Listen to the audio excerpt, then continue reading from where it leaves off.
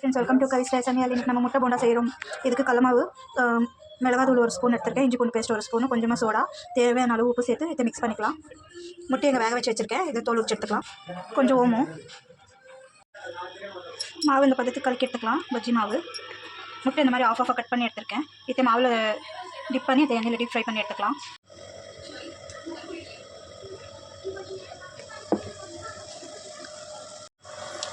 இப்போ இதை நிதானமாக இப்படி திருப்பி விட்டுக்கலாம்.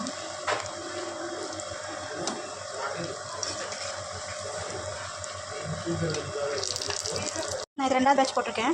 முட்டை போண்டாலும் கொஞ்சம் கேர்ஃபுல்லாக இருக்கணும். மாவு நல்லா கோட்டை வர மாதிரி டிப் பண்ணி போடுவோம். மாவு கொஞ்சம் திக்காக இருக்கட்டும், இல்லைனா எண்ணெயில் வெடிச்சிடுது. இதில் கொஞ்சமாக salt, chilli powder, chaat masala mix பண்ணி வச்சுருக்கேன். ஆனியன் இந்த மாதிரி சின்ன சின்னதாக நறுக்கி வச்சுருக்கேன். இதே முட்டை அரையில் கட் பண்ணிவிட்டு முட்டை போண்டாலும் மேலே இதை போட்டு சர்வ் பண்ணலாம். முட்டை இந்த மாதிரி ஆஃபாக கட் பண்ணி எடுத்துக்கிறேன்.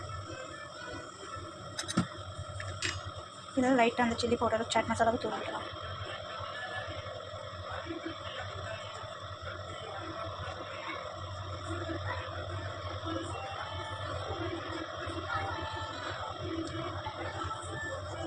பாருங்கள், மிடில் இந்த மாதிரி கொஞ்சம் ஆனியன் ஸ்டஃப் பண்ணி சாப்பிட்டு செம்ம டேஸ்ட்டாக இருக்கும். ட்ரை பண்ணி பாருங்கள். தேங்க்யூ ஃபார் வாட்சிங்.